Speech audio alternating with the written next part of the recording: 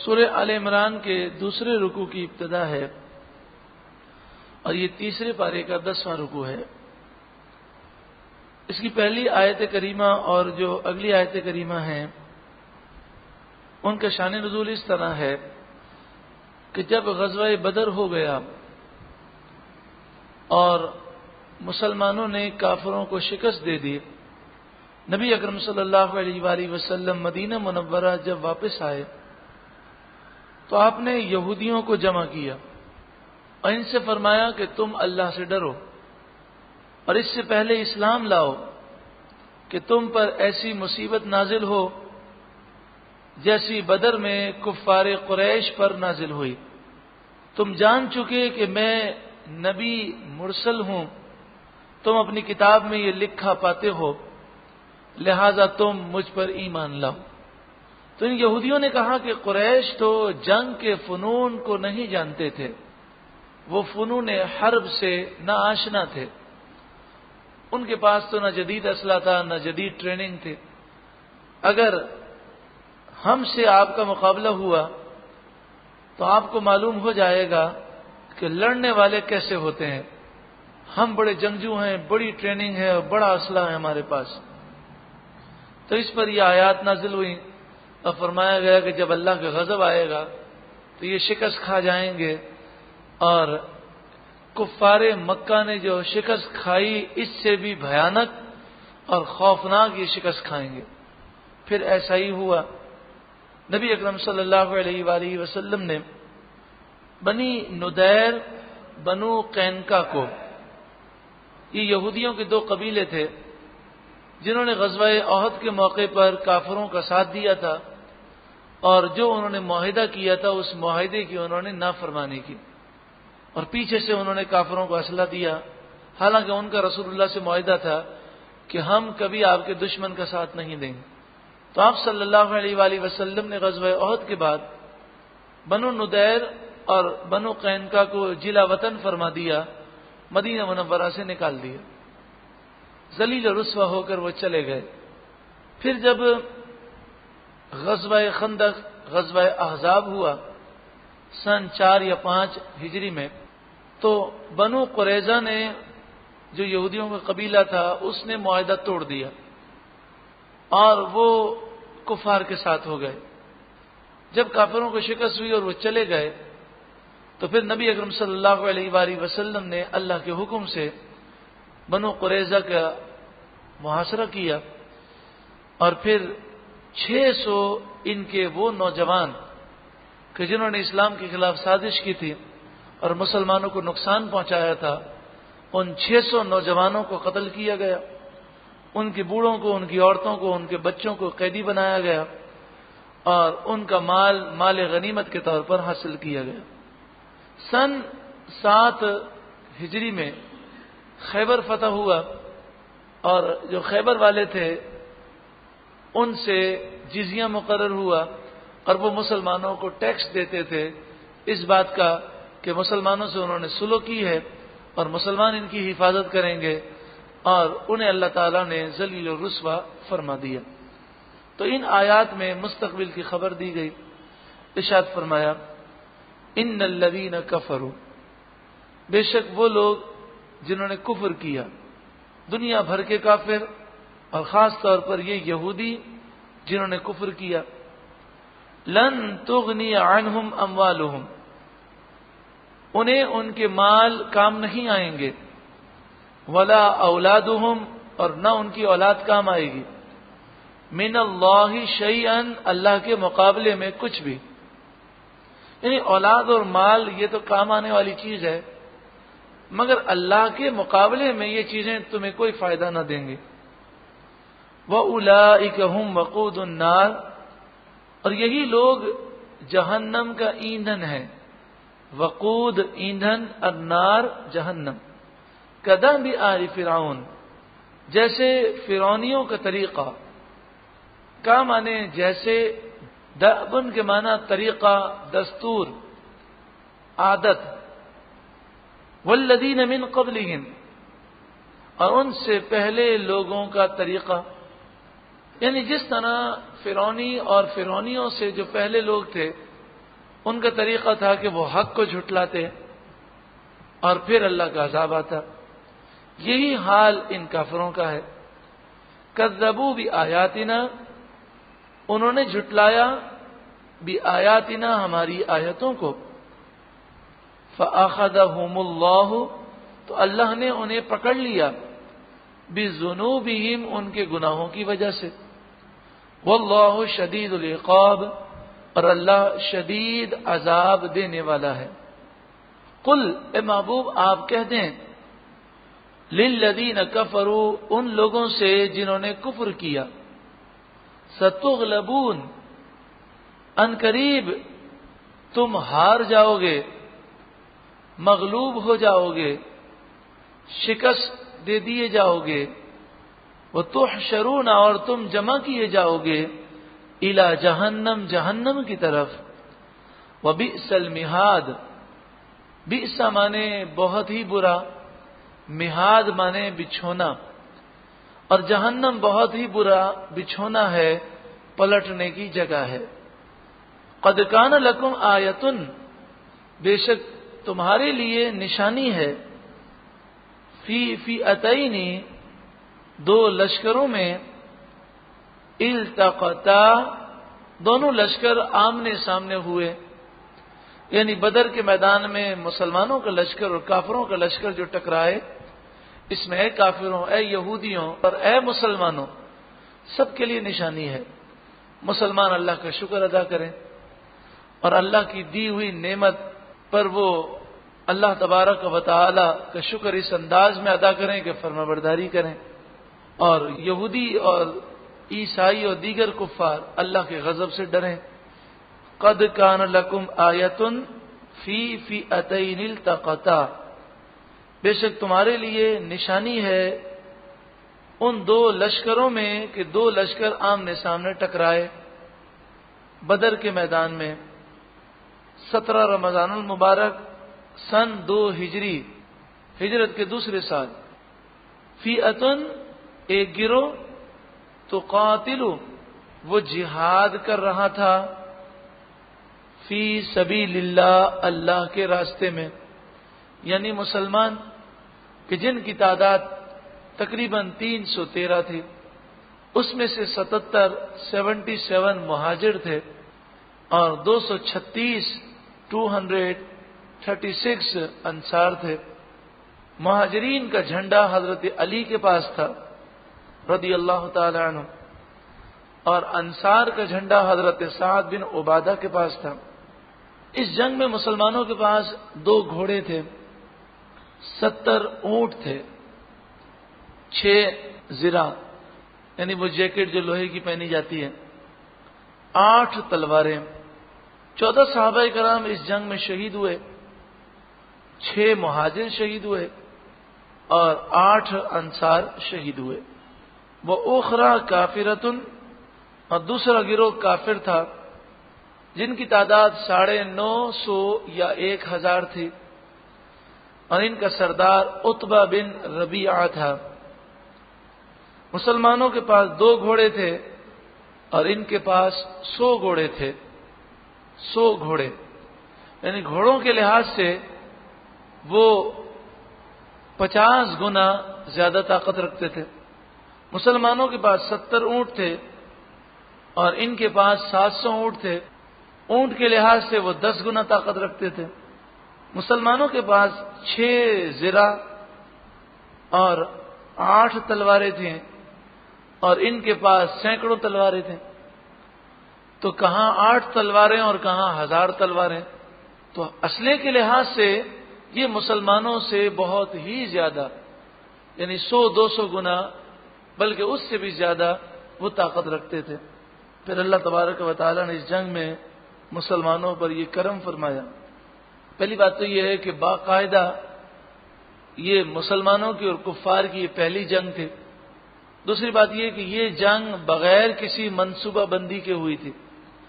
مسلمان تو 313 مل کر گئے تھے 40 افراد کے قافلے کو روکنے کے لیے، جو تجارتی قافلہ تھا، لیکن وہ تو چلا گیا، سامنے سے 1000 کا لشکر آ گیا. تو تو 1000 کے لشکر کی وہ تیاری کر کے نہیں گئے تھے۔ تیسرا، اس جنگ میں اللہ تعالیٰ نے خصوصی مدد نازل فرمائی اور فرشتوں کو نازل فرمایا۔ 5000 فرشتے نازل ہوئے اور انہوں نے 5000 افراد کی طرح جہاد میں حصہ لیا، اور اس جنگ میں اللہ تعالیٰ نے کافروں کو وہ شکست دی جو عبرتناک شکست تھی۔ تمام بڑے بڑے کافر سردار مارے گئے، اور بچوں کے ہاتھ، جیسے ابو جہل 2 بچوں کے ہاتھوں مارا گیا تو بڑی ذلت ہوئی، 70 مارے گئے، 70 گرفتار ہوئے اور باقی سارا مال چھوڑ کر بھاگ گئے۔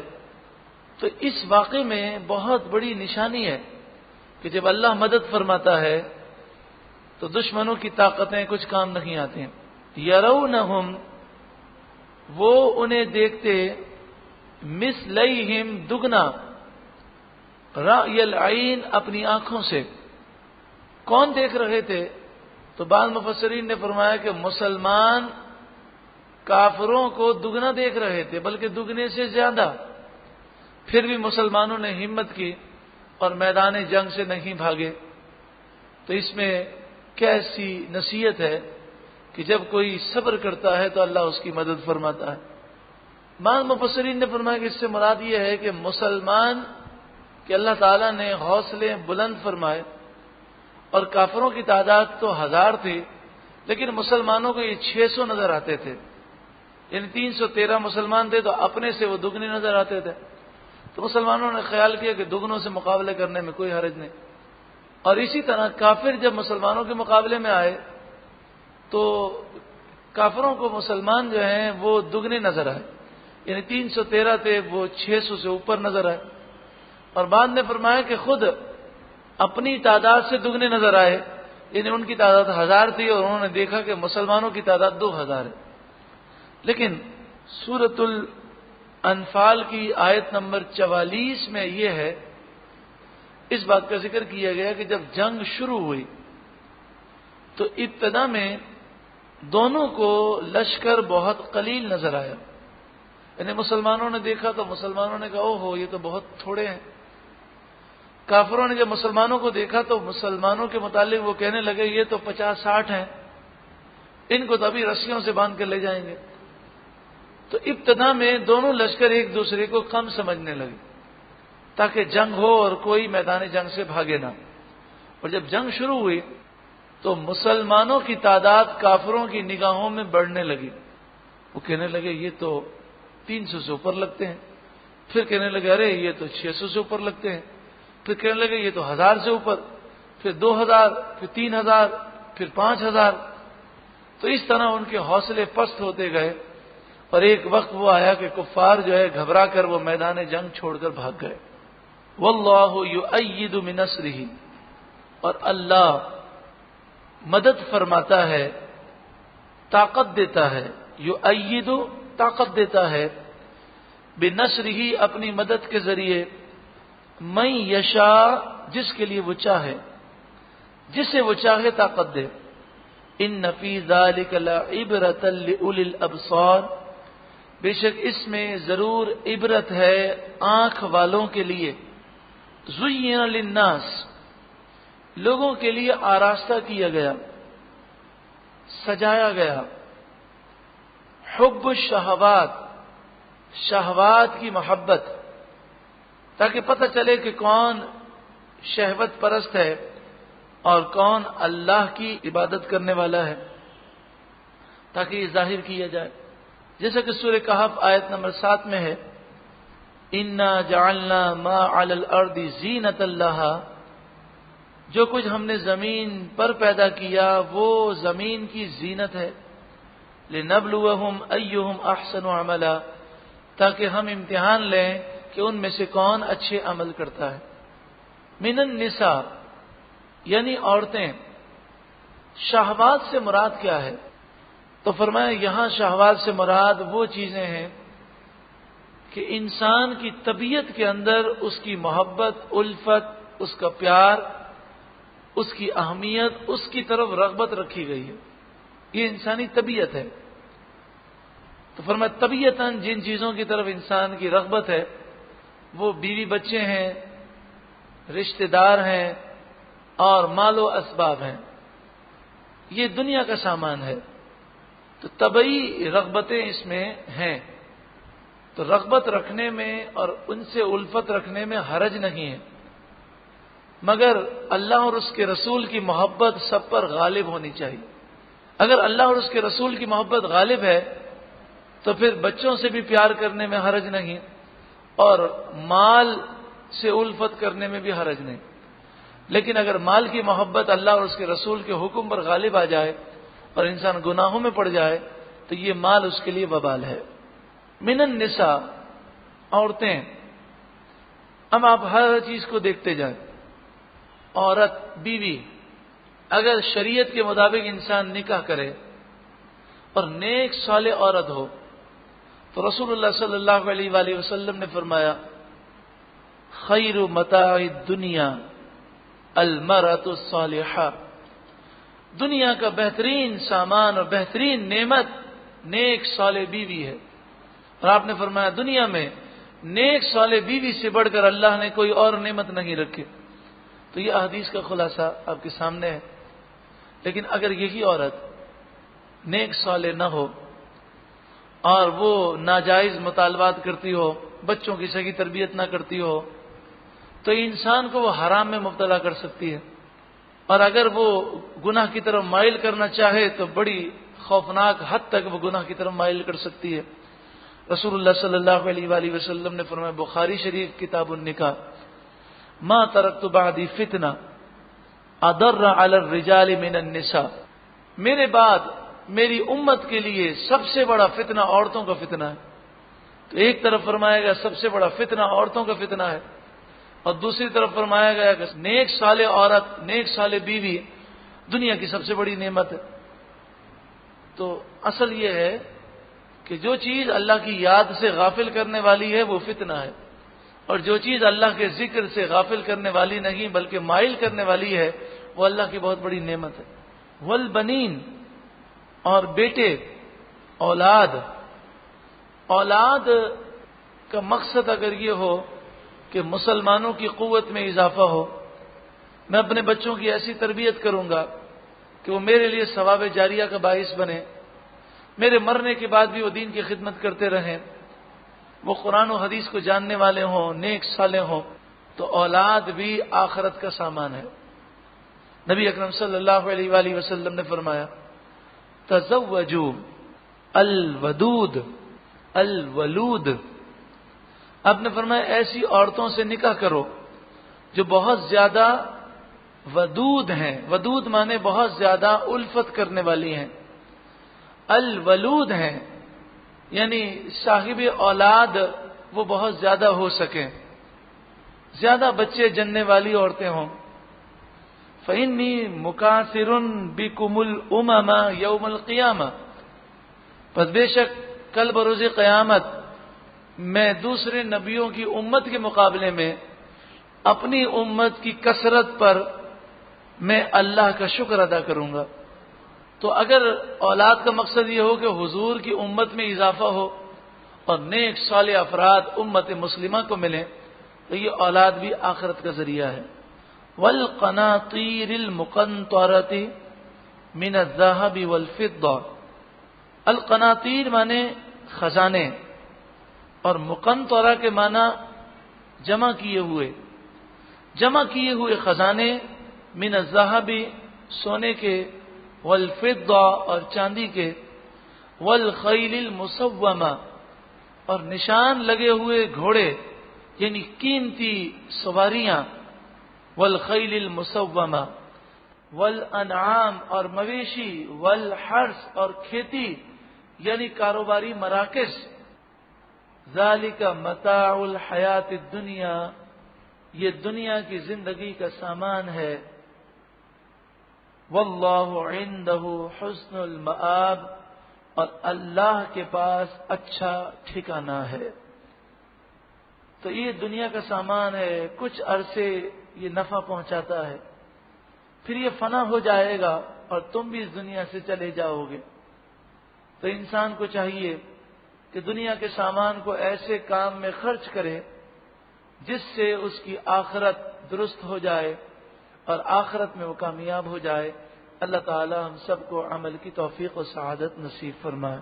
قل، اے محبوب آپ فرمائیے، اُنَبِّئُکُم بِخَیْرٍ مِّن ذَلِکُم، اے لوگوں کیا میں تمہیں اس سے بہتر چیز کی خبر دوں؟ مانے کیا، انبئ میں خبر دوں، کم تمہیں، بخیر من ذالکم ساری دنیا کی دولت سے بہتر جو چیز ہے اس کی خبر دوں؟ وہ کیا ہے؟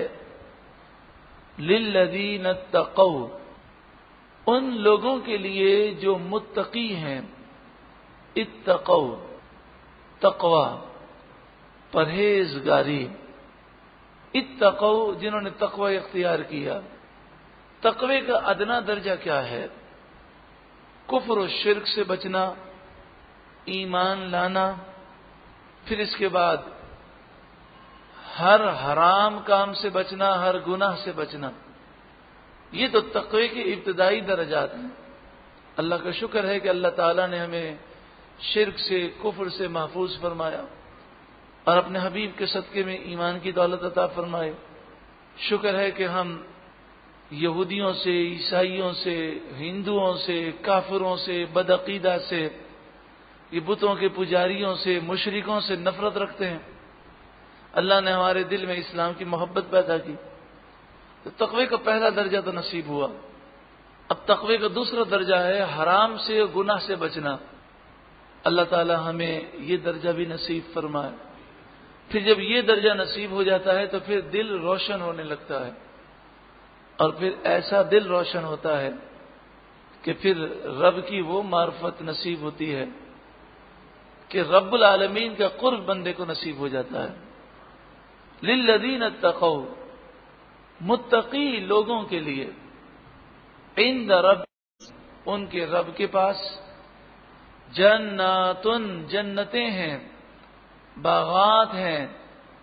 جنت کیسی ہے اور کیا کیا نعمتیں ہیں، لیکن جنت کو سمجھنے کے لیے اور اس کی نعمتوں کا اندازہ لگانے کے لیے یہی حدیث کافی ہے۔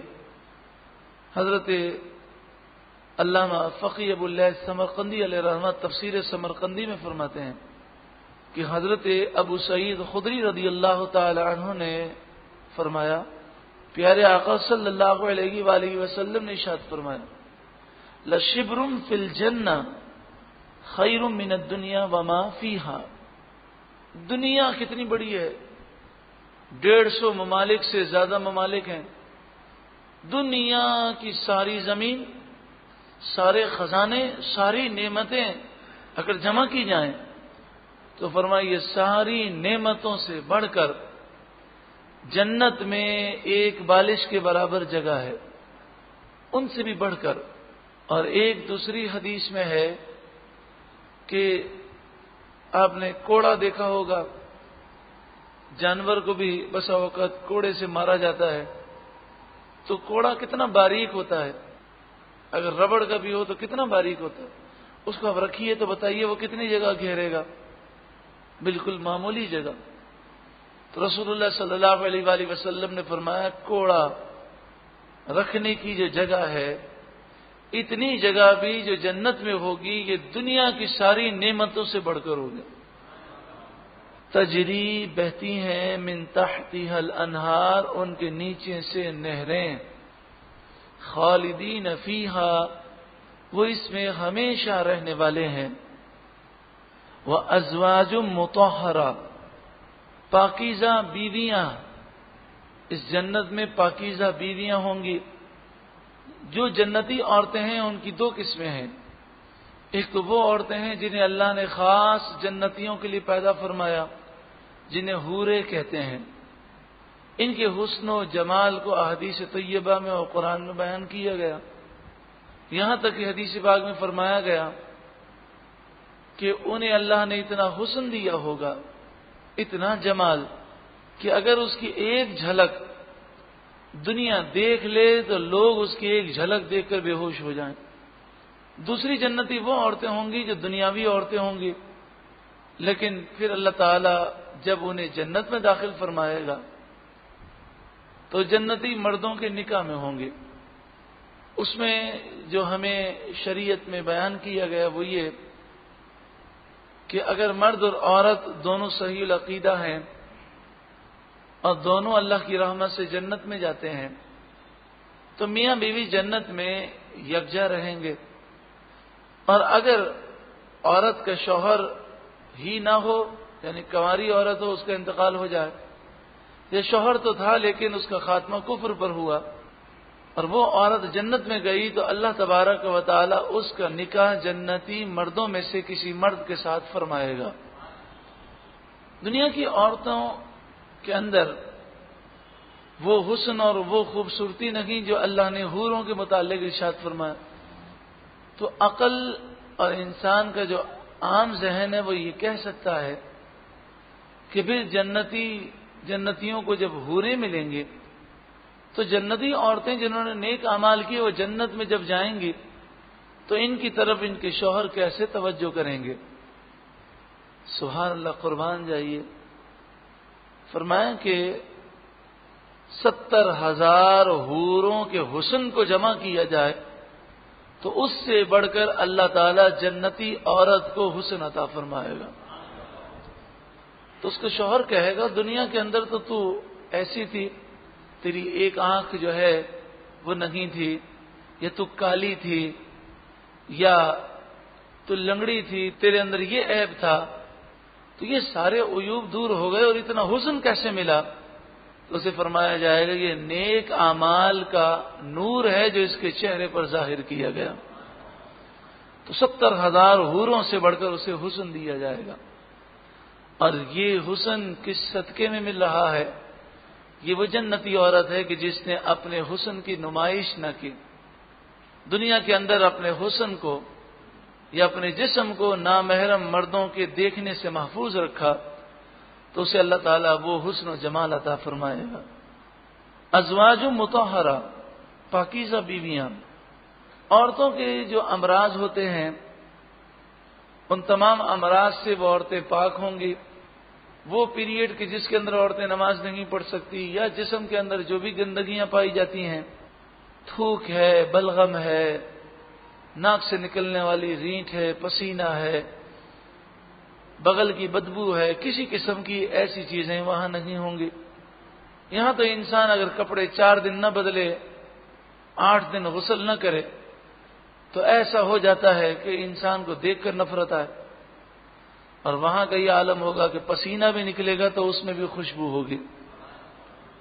مفسرین فرماتے ہیں وہ مطہرہ ہوں گی فی الخلق والخلق، یعنی جسمانی طور پر بھی وہ پاکیزہ ہوں گی اور اخلاق میں بھی پاکیزہ ہوں گی، کہ کسی قسم کی کوئی برائی اخلاقی طور پر ان میں نہیں پائی جائے گی۔ وہ اپنے شوہر سے پیار کرنے والی ہیں، الفت رکھنے والے ہیں، کوئی غرور تکبر نہیں ہوگا، بے پردگی نہیں ہوگی۔ جنتی عورتیں جنت میں پردہ کریں گی۔ وحور مقصورات فی الخیام، حوریں خیموں میں پردہ نشین ہوں گی۔ حوریں جس کے نکاح میں ہوں گی اس کے علاوہ کسی اور کو نظر نہیں آئیں گی، اور جنتی عورتیں جو دنیاوی عورتیں تھیں وہ جنت میں گئیں، وہ اپنے شوہر اور محرم کے علاوہ کسی اور کے سامنے نہیں آئیں گے۔ جنت پاک، اور جنت میں جتنے جائیں گے سب پاک ہوں گے، وہاں شیطان آ نہیں سکتا، برائی کا خیال نہیں آ سکتا۔ پھر بھی جنتی عورتیں پردہ کریں گی۔ معلوم یہ ہوا کہ پردہ کرنا اللہ کو کتنا محبوب ہے، اور یہ کتنی پاکیزہ بات ہے کہ جنت کے اندر جنتی عورتیں نامحرم مردوں سے وہ پردہ کریں گی، حالانکہ وہاں تو کسی کے ذہن میں کوئی برا خیال آ ہی نہیں سکتا۔ اللہ مسلمانوں کو پردے کی توفیق عطا فرمائے۔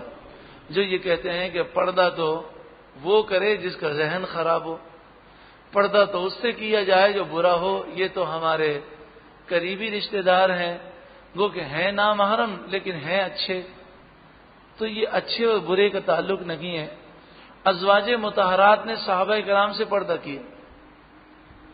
حضرت عائشہ صدیقہ رضی اللہ تعالی عنہ حضرت عمر سے پردہ کرتی تھی، حضرت عثمان غنی سے پردہ کرتی تھی، حضرت علی سے پردہ کرتی تھی، تو حضرت عائشہ بھی پاک ہیں، اور حضرت عمر، حضرت عثمان، حضرت علی وہ پاکوں کے سردار ہیں۔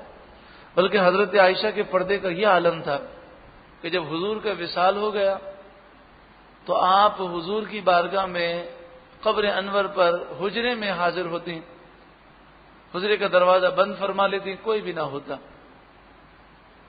اس وقت آپ پردہ نہ فرماتی، یعنی قبر انور کے سامنے آپ بلا حجاب کھڑی ہوتی۔ پھر حضرت صدیق اکبر کا وصال ہوا۔ جب حضرت عمر کا وصال ہوا اور آپ کی تدفین ہوئی تو آپ اپنے چہرے کو چھپا کر حضور کی بارگاہ میں سلام پیش کرنے کے لیے آتے ہیں۔ تو کسی نے پوچھا تو آپ نے فرمایا حضور صلی اللہ علیہ وآلہ وسلم سے میرا پردہ نہیں، اور صدیق اکبر سے میرا پردہ نہیں، اور حضرت عمر تو نامحرم ہیں، ان سے میرا پردہ ہے۔ اس سے معلوم یہ ہوا کہ حضرت عائشہ کا بھی یہ عقیدہ تھا کہ اللہ والے قبروں میں جانے کے باوجود بھی وہ زندہ ہوتے ہیں اور دیکھتے ہیں۔ وہ ازواج مطہرہ، پاکیزہ بیویاں، وہ رضوان من اللہ، اور اللہ کی طرف سے رضامندی انہیں حاصل ہوگی، خوشنودی۔ وہ رضوان من اللہ، مفسر فرماتے ہیں وَهُوَ مِنْ أَعْظَمِ النِّعَمِ، اللہ کی خوشنودی، اللہ کی رضا ساری نعمتوں میں سب سے بڑھ کر نعمت ہے۔ سورہ توبہ آیت نمبر 72 میں ہے وَرِضْوَانٌ مِّنَ اللَّهِ اکبر، اللہ تعالی کی رضامندی اور خوشنودی سب سے بڑی نعمت ہے۔ وَاللَّهُ بَصِيرٌ بِالْعِبَادِ، اور اللہ بندوں کو خوب دیکھنے والا ہے۔ یہ متقی لوگ کون ہیں، ان کی صفات کیا ہیں؟ الذین، یہ وہ لوگ ہیں، یقولون، وہ کہتے ہیں، ربنا، اے ہمارے رب، اننا، بے شک ہم، آمنا، ایمان لائے، فاغفر لنا ذنوبنا، تو بخش دے ہمارے لیے ہمارے گناہ۔ ذنوب ذنبن کی جمع ہے، فاغفر لنا ذنوبنا، ہمارے گناہ بخش دے، وقنا عذاب النار، اور ہمیں جہنم کے عذاب سے بچا۔ کوئی یہ نہ سمجھے کہ یہ کوئی گناہ گار لوگ تھے جو گناہ کر کے معافیاں مانگتے تھے۔ گناہ وہ نہیں کرتے تھے، پھر بھی گناہ سے معافی مانگتے تھے کہ استغفار کرنے سے انسان کے درجات بلند ہوتے ہیں۔ اب وہ کیسے نیک تھے یہ بتایا جا رہا ہے۔ الصابرین، صبر کرنے والے۔ عام طور پر لوگ یہ سمجھتے ہیں صبر سے مراد یہ ہے کوئی مصیبت آ گئی انسان نے صبر کر لیا۔ صبر کے معنی بڑے وسیع ہیں۔ الذین یصبرون علی طاعت اللہ، مفسر فرماتے ہیں صبر کرنے والا وہ ہے جو اللہ کی عبادت پر صبر کرے، یعنی جتنی بھی عبادت کرنا مشکل ہو وہ عبادت ضرور کرے اور اس مشکل کو برداشت کرے۔ وَيَصْبِرُونَ عَلَى الْمَعَاصِي، اور جتنے بھی گناہوں کی کشش ہو، جتنا بھی گناہ کے لیے اسے مجبور کیا جائے، گناہ نہ کرے، اور وہ اپنے نفس کا، اپنے شیطان کا مقابلہ کرے۔ وَيَصْبِرُونَ عَلَى مَا أَصَابَهُم مِّنَ الشِّدَّةِ وَالْمُصِيبَةِ، اور جو شدت اور مصیبت اسے پہنچے اس پر وہ صبر کرے۔ یہ ہے صبر۔ تین چیزیں ہیں صبر کے لیے: عبادت کرنے پر صبر، گناہ سے بچنے پر صبر، اور مصیبتوں پر صبر۔ جہاں تک تعلق ہے مصیبت پر صبر کرنا، لوگ بے صبری بھی کرتے ہیں اور کہتے ہیں ہم تو صبر ہی کر رہے ہیں، انہیں معلوم ہی نہیں کہ صبر کسے کہتے ہیں۔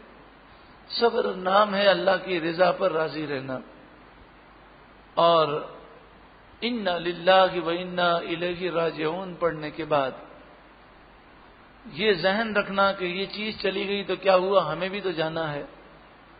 ہاں، فطری طور پر جو غم ہے اس کا اظہار آنکھوں سے ہو سکتا ہے، آنسو نکلیں حرج نہیں، لیکن چیخ چیخ کر رونا، واویلا کرنا، اول فول بکنا، سینہ کو بھی کرنا، کپڑے پھاڑنا، ماتم کرنا، سوگ کرنا، یہ ساری کیفیات، نوحہ کرنا، یہ منع ہے۔ ہاں کسی کا انتقال ہو جائے تو 3 دن تک شریعت کے دائرے میں رہ کر سوگ اس طرح کیا جا سکتا ہے کہ انسان اچھے کپڑے نہ پہنے، چلے دل نہیں چاہ رہا تو 3 دن تک۔ ہاں کسی کے شوہر کا انتقال ہو تو وہ بیوہ 4 مہینے 10 دن تک سوگ منائے گی۔ لیکن ہمارے یہاں پر لوگ اور ہم سب مبتلا ہیں، صبر نہیں کر پاتے، پھر بعد میں تو صبر آ جاتا ہے۔ فرمایا الصبر عند صدمۃ الاولی، پہلے صدمے پر صبر اصل صبر ہے، بعد میں تو صبر آ ہی جاتا ہے۔ تو بعد میں صبر کر لیں، اس کی وہ فضیلت نہ کی جو اس وقت صبر کیا جائے، اس کی فضیلت ہے۔ کیسی فضیلت ہے؟ مثلا کسی کے بچے کا انتقال ہو جائے، فرشتے روح لے کر جب رب کے دربار میں جاتے ہیں تو رب فرماتا ہے کیا تم نے میرے بندے کے دل کا پھل لے لیا؟ فرشتے عرض کرتے ہیں جی مالک۔ فرمایا جب تم نے میرے بندے کے دل کا پھل لیا تو اس نے کیا کہا؟ فرشتے کہتے ہیں اس نے مالک تیری حمد کی اور انا للہ و انا الیہ راجعون پڑھا۔ اللہ تعالیٰ فرماتا ہے اے میرے فرشتوں گواہ رہو کہ جنت میں نے اس کے لیے ایک گھر بنایا ہے بیت الحمد، اور میں اسے جنت میں اس محل میں جگہ عطا فرماؤں گا۔ الصابرین، صبر کرنے والے، والصادقین، یہاں پر یہ صبر پر ایک اور بات عرض کر دوں پھر آگے چلتے ہیں۔ کسی نے کیا خوب کہا، کسی بزرگ کا قول ہے، پریشانیاں، تکلیفیں وہ حقیقت میں ذہنی کیفیت کا نام ہے، یعنی انسان کی سوچ انسان کو پریشان کرتی ہے، اور انسان اگر اللہ کی رضا پر راضی رہنا سیکھ جائے تو کیسی بھی پریشانی لوگوں کی نظر میں ہو لیکن اسے اللہ تعالیٰ سکون عطا فرماتا ہے۔ دیکھیں نا، آج کا انسان پکنک منانے جاتا ہے، گھر میں آرام سے بیٹھا ہوا ہے سکون سے، لیکن وہ پکنک کے لیے جاتا ہے، اس میں گاڑی بھی خراب ہو جاتی ہے، دھکے بھی لگتے ہیں، بالکل تھک ہار کر آتا ہے اور مٹی سے وہ اپنے آپ کو بھر کر آتا ہے، لیکن وہ خوش ہو رہا ہوتا ہے کیونکہ اس نے اپنی سوچ بنا لی ہے کہ میں پکنک کے لیے گیا ہوں، میں پکنک کے لیے گیا ہوں۔ جب انسان کی سوچ بن جاتی ہے تو اسے یہ تکلیف ہے، وہ تکلیف محسوس نہیں ہوتی۔ لیکن یہ تو ایک دنیاوی سوچ کا حال ہے۔ اگر دینی سوچ دیکھیں، 11 مہینے تک کھاتے پیتے رہتے ہیں، لیکن رمضان المبارک میں روزہ رکھتے ہیں، صبح صادق سے لے کر غروب آفتاب تک بھوکا رہتے ہیں۔ اب چونکہ اللہ کی رضا کے لیے بھوکا رہتے ہیں تو اللہ نے اس میں وہ لذت عطا فرمائی کہ جو 11 مہینے تک کھانے پینے میں لذت نہیں ہے، قیمتی سے قیمتی لباس پہنتے ہیں۔ لیکن حج جب عمرہ کرتے ہیں اور احرام کی 2 چادریں جو کفن ہیں در حقیقت بغیر سلا ہوا، لٹھے کا کفن یا تولیے کا کفن ہے، تو یہ کفن سے مشابہ جو احرام کی چادریں باندھتے ہیں، قیمتی سے قیمتی لباس پہنا ہوگا، لیکن اس سادہ لباس میں اللہ نے وہ لذت عطا فرمائی ہے جو قیمتی لباس میں نہیں ہے۔ پھر مینا میں، عرفات میں، مزدلفہ میں کتنی تکلیفیں اٹھاتا ہے، لیکن کسی تکلیف پر اسے غم نہیں ہوتا بلکہ خوشی محسوس ہوتی ہے، لذت محسوس ہوتی ہے۔ اور ہر دفعہ وہ کہتا ہے کہ پوچھیں 40 دن میں سب سے زیادہ تکلیفیں کہاں پر آئیں، تو کہے گا حج کے 5 دنوں میں، یہ ہو گیا وہ ہو گیا۔ پھر پوچھیے اب حج پہ جانا ہے تو وہ کہے گا کیوں نہیں جانا، سبحان اللہ، اللہ تعالیٰ ہر سال حاضری نصیب فرمائے، بلکہ کہے گا کہ ان تکلیفوں میں وہ راحتیں نصیب ہوئی کہ ساری زندگی میں وہ سکون کبھی نہیں ملا۔ تو جب ہم اللہ کی فرما برداری کریں گے اور اللہ کی رضا کے لیے صبر کریں گے تو اللہ اس پر قادر ہے کہ تکلیفوں کو راحتوں سے بدل دے، تکلیفوں میں وہ سکون عطا فرمائے۔ اور اگر اللہ کی نافرمانی کریں گے تو اللہ اس پر قادر ہے کہ راحت ہو، آرام ہو، لیکن بے سکونی ہو، آرام نے بستر ہے، اے سی لگے ہوئے، نیند نہیں آتی۔ الصابرین، صبر کرنے والے۔ تو بے صبری سے کچھ بھی نہیں ہوتا، صرف ٹینشن میں اور فکروں میں اضافہ ہوتا ہے۔ والصادقین، اور سچ بولنے والے۔ فرمایا الصادقین فی ایمانہم وفی قلوبہم وفی وعدہم وبین الناس وبینہم وبین اللہ تعالی۔ فرمایا سچے وہ لوگ ہیں جو ایمان میں بھی سچے ہوں، دل کے بھی سچے ہوں، ان کی نیتیں بھی سچی ہوں، ان کی گفتگو بھی سچی ہو، ان کے ارادے بھی سچے ہوں، لوگوں سے وعدہ کریں تو وہ بھی پورا کریں، اور جو اللہ سے وعدہ کریں وہ بھی پورا کریں، وہ صادقین اور سچے، والقانتین ادب والے، المطیعین للہ تعالی اللہ کے فرما بردار، والمنفقین اور اللہ کی راہ میں خرچ کرنے والے، والمستغفرین اور معافیاں مانگنے والے، استغفار کرنے والے، بالاسحار سحری کے وقت۔ اتنے نیک ہیں لیکن رات کی تنہائیوں میں اٹھ کر رو رو کر معافیاں مانگتے ہیں، استغفار کرتے ہیں۔ یہ وہ وقت ہے جو خلوت و تنہائی کا وقت بھی ہے اور قبولیت کا وقت بھی ہے۔ حضرت لقمان رضی اللہ تعالی عنہ نے، حکیم لقمان نے اپنے بیٹے سے کہا، بیٹا مرغے سے پیچھے مت رہنا کہ مرغا تو سحری کے وقت اٹھ کر ندائے دے رہا ہو اور تو سوتا رہے غفلت کے ساتھ۔ اللہ ہمیں بھی سحر کے وقت اٹھ کر گریہ وزاری کرنے اور رو رو کر معافی مانگنے والی سعادتیں اور رحمتیں عطا فرمائے۔ والمستغفرین استغفار کرنے والے، حدیث پاک میں فرمایا جو کثرت سے استغفار کرے گا دنیا اور آخرت کی ہر تباہی سے اور بربادی سے محفوظ رہے گا۔ اب جو آیت کریمہ ہے اس کے شان نزول میں دو قول ہیں، اور یہ بات یاد رکھیں کہ شان نزول میں جب دو قول ہوں یا زیادہ قول ہوں، اس کا مطلب یہ ہوتا ہے کہ یہ دونوں واقعات اس دور میں ہوئے تھے اور ایک آیت کے ذریعے ان دونوں واقعات کا جواب دیا گیا۔ ایک تو قول یہ ہے کہ علامہ فقی ابو اللہ سمرقندی علیہ رحمۃ تفسیر سمرقندی میں فرماتے ہیں، سبب نزول هذه الآية ان عبد الله بن السلام واصحابه قالوا لرؤساء اليهود اتبعوا دین محمد صلی اللہ علیہ وسلم۔ حضرت عبداللہ بن سلام اور جب آپ کے اصحاب جو یہودیوں کے بہت بڑے علماء تھے وہ مسلمان ہو گئے تو انہوں نے یہودی سرداروں سے کہا کہ رسول اللہ کے دین کو تھام لو۔ فقالت الیہود دیننا افضل من دینکم، تو یہودیوں نے کہا کہ ہمارا دین تمہارے دین سے افضل ہے۔ تو اس پر سورہ آل عمران کی آیت نمبر 18 اور 19 کا نزول ہوا۔ دوسرا قول یہ ہے، لما ظہر رسول اللہ صلی اللہ علیہ وسلم بالمدینہ، پیارے آقا صلی اللہ علیہ وآلہ وسلم جب مدینہ منورہ تشریف لائے، قدیم علیہ حبران من احبار الشام، شام کے یہودی علماء میں سے دو عالم رسول اللہ کی بارگاہ میں حاضر ہوئے۔ جب وہ مدینے میں آئے، فلما نظرا الی المدینہ قال احدهما لصاحبه ما اشبه هذه المدینہ بصفت مدینة النبی صلی اللہ علیہ وسلم الذي يخرج في آخر الزمان۔ انہوں نے مدینے کی بستی کو دیکھ کر کہا کہ ہمیں آسمانی کتابوں میں نبی آخر الزمان صلی اللہ علیہ وآلہ وسلم کی بستی کی جتنی نشانیاں بتائی گئی ہیں ساری نشانیاں اس بستی میں موجود ہیں۔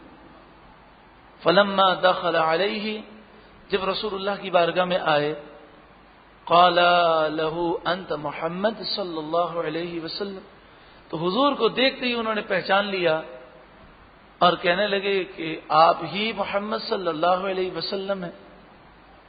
قال نعم قال وانت احمد، پھر وہ دونوں کہنے لگے کہ کیا آپ ہی احمد ہیں؟ قال انا محمد و احمد، پڑھیے صلی اللہ علیہ وسلم۔ تو آپ صلی اللہ علیہ وآلہ وسلم نے فرمایا میں محمد بھی ہوں اور احمد بھی ہوں۔ قال اخبرنا ان اعظم الشہادہ فی کتاب اللہ، وہ کہنے لگے ہم آپ پر ایمان لے آئیں گے، ساری نشانیاں ہم نے پائی ہیں، بس ایک چیز بتا دیں کہ اللہ کی کتاب میں سب سے بڑی گواہی کون سی ہے؟ فنزلت هذه الآية، تو سورہ آل عمران کی آیت نمبر 18 کا نزول ہوا. فأسلم الرجلان وصدقا ان الدین عند اللہ الاسلام. تو جب 18 و 19 کا نزول ہوا تو یہ دونوں یہودی عالم علماء کلمہ پڑھ کے مسلمان ہو گئے اور وہ پکار اٹھے کہ بے شک اسلام ہی اللہ کے نزدیک دین ہے. شہید اللہ، اللہ نے گواہی دی، انہ لا الہ الا ہو، بے شک اللہ کے سوا کوئی معبود نہیں. والملائکہ، اور فرشتوں نے گواہی دی. وَأُولُو الْعِلْمِ، اور علم والوں نے گواہی دی. قائما بالقسط، انصاف پر قائم ہو کر، یعنی انصاف کو ظاہر کرتے ہوئے سب نے گواہی دی. لا الہ الا هو العزیز الحکیم، اللہ کے سوا کوئی معبود نہیں، وہی عزیز ہے، غالب ہے، حکیم ہے، حکمت والا ہے. ان الدین عند اللہ الاسلام، بے شک اللہ کے نزدیک دین صرف اسلام ہے. اسلام کے علاوہ باقی سارے دین باطل ہیں، جیسا کہ سورہ آل عمران آیت نمبر 185 میں ہے. وَمَن يَبْتَغِ غَيْرَ الْإِسْلَامِ دِينًا فَلَن يُقْبَلَ مِنْهُ وَهُوَ فِي الْآخِرَةِ مِنَ الْخَاسِرِينَ. جو اسلام کے علاوہ کوئی اور دین تلاش کرے، اختیار کرے، تو اس سے قبول نہ کیا جائے گا، ہرگز قبول نہ کیا جائے گا، اور وہ آخرت میں نقصان اٹھانے والا ہوگا. حضور کی آمد کے بعد جو حضور کو نہ مانے تو وہ کافر ہے، چاہے وہ توریت کو ماننے والا ہو، چاہے وہ انجیل کو ماننے والا ہو. سورہ اعراف آیت نمبر 158 میں ہے. قل یا ایھا الناس انی رسول اللہ الیکم جمیعا، اے محبوب آپ کہیں اے لوگوں، بے شک میں تم سب کی طرف رسول بنا کر بھیجا گیا ہوں. اور حضور سارے جہاں کے لیے قیامت تک رسول اور نبی ہیں. سورہ فرقان آیت نمبر 1 میں ارشاد ہے. تبارک الذی نزل الفرقان علی عبدہ لیکون للعالمین نذیرا.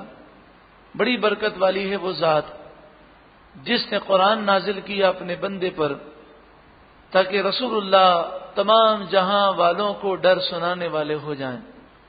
مسلم شریف کی حدیث ہے، رسول اللہ صلی اللہ علیہ وسلم نے فرمایا قسم ہے اس ذات کی جس کے قبضے قدرت میں میری جان ہے، جو یہودی یا عیسائی مجھ پر ایمان لائے بغیر مر گیا وہ جہنمی ہے. بعثت الی الاحمر والاسود، میں تمام لوگوں کی طرف نبی بنا کر بھیجا گیا. اسی لیے آپ نے اپنے دور کے تمام بادشاہوں کو خط لکھا اور اس خط میں یہ مضمون تھا کہ ایمان لے آؤ اور میری اتباع کرو ورنہ ہلاک ہو جاؤ گے. ان الدین عند اللہ الاسلام، بے شک دین اللہ کے نزدیک صرف اسلام ہے. بعض لوگ کفار کو خوش کرنا چاہتے ہیں تو کفار کو خوش کرنے کے لیے قرآن تو بدلا نہیں جا سکتا. ترکی کے اندر آپ جانتے ہیں کہ کمال اتا ترک نے بڑا ظلم کیا اور اسلام کو اور مسلمانوں کو بہت نقصان پہنچایا. ترکی کا جو آئین ہے وہ سیکولر آئین ہے اور اس آئین میں بے شمار مسائل ہیں، لیکن جتنا وہاں دبانے کی کوشش کی جاتی ہے اتنا ہی عشق رسول بھی وہاں بہت ہے اور لوگ دین سے محبت بھی بہت کرتے ہیں، لیکن ان پر پابندیاں بہت زیادہ ہیں.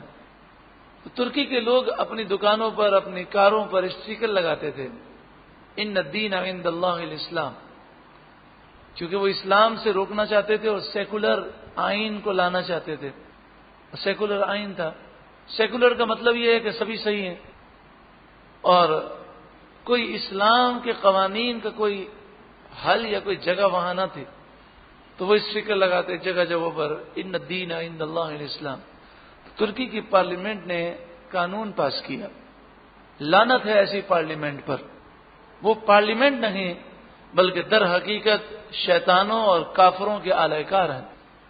تو اس پارلیمنٹ نے یہ قانون پاس کیا کہ ان الدین عند اللہ الاسلام، نہ تو کوئی تقریر میں پڑھے گا یہ آیت، نہ جمعے کے خطبے میں، نہ کوئی کہیں اسٹیکر لگائے گا، نہ یہ گاڑی پر نہ دکان پر۔ کیوں؟ اس سے ہمارے کافر بھائیوں کو تکلیف ہوتی ہے، نعوذ باللہ من ذالک۔ تو تکلیف ہو تو وہ تکلیف اٹھاتے رہیں۔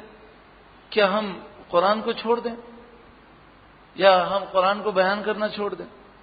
ان الدین عند اللہ الاسلام، دین تو اللہ کے نزدیک صرف اسلام ہے۔ اس سے وہ نام نہاد اسکالر جو ٹی وی پر آ کر گمراہ کرتے ہیں ان کا بھی سدباب ہو جاتا ہے، جو کہتے ہیں یہودی بھی جنتی ہیں، عیسائی بھی جنتی ہیں، نعوذ باللہ من ذالک، ہندو بھی جنتی ہیں۔ اور تمہیں کیا پتا کس سے اللہ راضی ہو جائے؟ ہمیں پتا ہے بھائی، ہمیں معلوم ہے کہ اللہ راضی ہوگا صرف مسلمانوں سے، اور دین اللہ کے نزدیک صرف اسلام ہے۔ اگر اس میں شک ہے تو وہ مومن ہی نہیں۔ اتنا یقین ہونا چاہیے کہ اسلام ہی سچا مذہب ہے، اگر اس میں ذرا بھی شک ہو تو وہ کافر ہے۔ تو یہ کافروں کو خوش کرنے والی باتیں وہی کرتے ہیں جو ان سے ڈالر لیتے ہیں اور ان کے وہ اعلی کار ہیں۔ وَمَا اخْتَلَفَ الَّذِينَ أُوتُوا الْكِتَابَ إِلَّا مِن بَعْدِ مَا جَاءَهُمُ الْعِلْمُ بَغْيًا بَيْنَهُمْ۔ اختلف اختلاف، اوت الکتاب اہل کتاب جنہیں کتاب دی گئی، علم یقینی خبر، اہل کتاب نے اختلاف کیا علم آنے کے بعد، بغیم بینہم، یہ کوئی علمی اختلاف نہ تھا، بغیم بینہم، آپس کی جلن کی وجہ سے، سرکشی کی وجہ سے۔ یہودیوں عیسائیوں نے اسلام کو چھوڑا، حضور کی نبوت میں اختلاف کیا، حالانکہ وہ اپنی کتابوں میں حضور کی نعت اور صفات کو پڑھتے، حضور کو جب دیکھا تو حضور کو پہچان لیا کہ یہی وہ نبی ہیں جن کی خبریں دی گئیں، لیکن اس کے باوجود انہوں نے حسد کی وجہ سے، دلوں کی جلن کی وجہ سے اور دنیاوی نفع کی لالچ کی وجہ سے اختلاف کیا۔ بعض مفسرین نے فرمایا کہ ان الدین عند اللہ الاسلام، بے شک دین اللہ کے نزدیک اسلام ہے۔ پھر اس کے بعد یہ فرمایا گیا کہ اہل کتاب نے اختلاف علم کے بعد کیا، تو مراد یہ ہے کہ پہلے جتنے نبی آئے سب اسلام لے کر آئے، اور ہر نبی کے ماننے والے اپنے آپ کو مسلم کہتے تھے، مسلمان۔ ہر نبی نے اپنے امت کو مسلمین کا خطاب دیا، یہاں تک کہ حضرت موسیٰ علیہ السلام نے، حضرت عیسیٰ علیہ السلام نے، تو یہودی اپنے آپ کو مسلمین کہتے تھے، لیکن جب حضرت عیسیٰ علیہ السلام تشریف لائے اور انہوں نے اپنے ماننے والوں کو مسلمین کہا، مسلمان کہا، تو یہودیوں نے جلن کی وجہ سے اپنا نام بدل دیا، اور انہوں نے کہا کہ یہ عیسیٰ علیہ السلام کے ماننے والے اپنے آپ کو مسلم کہتے ہیں تو ہمارا نام یہودن ہے، انہوں نے اپنا نام یہودی رکھ لیا۔ پھر بولس نام کا ایک عیسائی تھا، عیسیٰ علیہ السلام کے آسمان کی طرف اٹھائے جانے کے کافی عرصے بعد، تو اس نے عیسائیوں میں فتنہ کیا اور بڑے خرافات پیدا کیے، تو اسی نے عیسائیوں کا نام بدلا اور ان کا نام نصارہ رکھ دیا۔ تو نصرانیت، نصارہ، عیسائی، یہودیت، یہودی، یہ سب ان کے بنائے ہوئے نام ہیں۔ وَمَن یکفر بِآیاتِ اللہ، اور جو اللہ کی آیتوں کا انکار کرے، فَإِنَّ اللَّهَ سَرِيعُ الْحِسَابِ، تو بے شک اللہ جلد حساب لینے والا ہے۔ سری مانے جلد، سریع الحساب کے معنی مفسرین یہ بیان فرماتے ہیں کہ سورہ نحل آیت نمبر 77 میں ہے، وَمَا أَمْرُ السَّاعَةِ إِلَّا كَلَمْحِ الْبَصَرِ، قیامت کا معاملہ ایسا ہی ہے جیسے پلک کا جھپکنا، یعنی پلک جھپکنے میں تو دیر لگتی ہے، اس سے پہلے اللہ تعالیٰ سب کا حساب لے لے گا، اتنا وہ سریع الحساب ہے۔ اور مفسر فرماتے ہیں حسابہ سریع، اللہ حساب جلد لے گا، یحاسب جمیع الخلق فی وقت واحد، ساری مخلوق کا حساب وہ ایک ہی وقت میں لے گا. کل واحد منہم یظن انہ یحاسبہ خاصۃ، اور ہر شخص یہی سمجھے گا کہ اللہ نے اکیلے میں خاص طور پر مجھ ہی سے حساب لیا ہے، یعنی مجھے تنہا بلایا ہے اور تنہا کھڑا کر کے مجھ سے حساب لیا. تو ہر ایک اپنے کو اسی طرح سمجھے گا جیسے ایک مجرم دربار میں آتا ہے، سوال جواب ہوتے ہیں، ایک ہی وقت میں سب سے اللہ حساب فرما لے گا. فإن اللہ سریع الحساب، بس بے شک اللہ جلد حساب لینے والا ہے.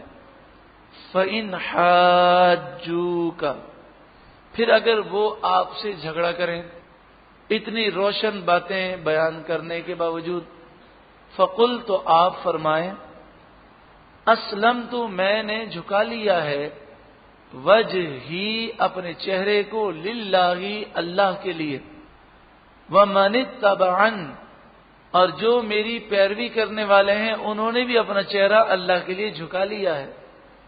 یعنی اے یہودیوں، اے عیسائیوں، دین اسلام دین توحید ہے جس کے صحیح ہونے کا ثبوت تمہاری کتابوں میں موجود ہے. اس لیے تمہارا ہم سے اس معاملے میں جھگڑا کرنا بالکل فضول ہے اور بالکل صرف اور صرف ضد ہے. وقل، اور آپ فرمائیے، للذین اوتوا الکتاب، ان لوگوں سے فرمائیے جنہیں کتاب دی گئی، یہودی عیسائی جتنے بھی ہیں، والامیین، اور امیین سے فرمائیں، یعنی جو اہل کتاب نہیں ہیں ان سے فرمائیں، کفار مکہ ہیں، مجوسی ہیں. اوت الکتاب سے مراد یہودی عیسائی اور دیگر اہل کتاب، اور امیین سے مراد وہ ہیں جو اہل کتاب نہیں ہیں. ان سب سے آپ کہہ دیں، اسلمتم، کیا تم اسلام لائے؟ فإن اسلموا، پھر اگر وہ اسلام لے آئیں، فقد اہتدوا، تو بے شک وہ ہدایت پا گئے. وإن تولوا، اور اگر وہ منہ پھیر لیں، فإنما علیک البلاغ، تو آپ پر تو صرف پہنچا دینا ہے. البلاغ مانے پہنچانا، اور وہ کام آپ نے کر دیا، حق پہنچا دیا. عمل نہیں کرتے اس کے گناہ کے وہ ذمہ دار ہیں. واللہ بصیر بالعباد، اور اللہ بندوں پر نظر فرمانے والا ہے، وہ بندوں کو دیکھنے والا ہے. 2 مرتبہ فرمایا اس رکوع میں، واللہ بصیر بالعباد. بندے کو چاہیے کہ وہ ہر کام کرتے ہوئے یہ ضرور سوچے، میرا رب مجھے دیکھ رہا ہے. اگر رب سے محبت ہے، اس کا خوف ہے، اگر شرم رکھتا ہے تو اس کی نافرمانی نہ کرے.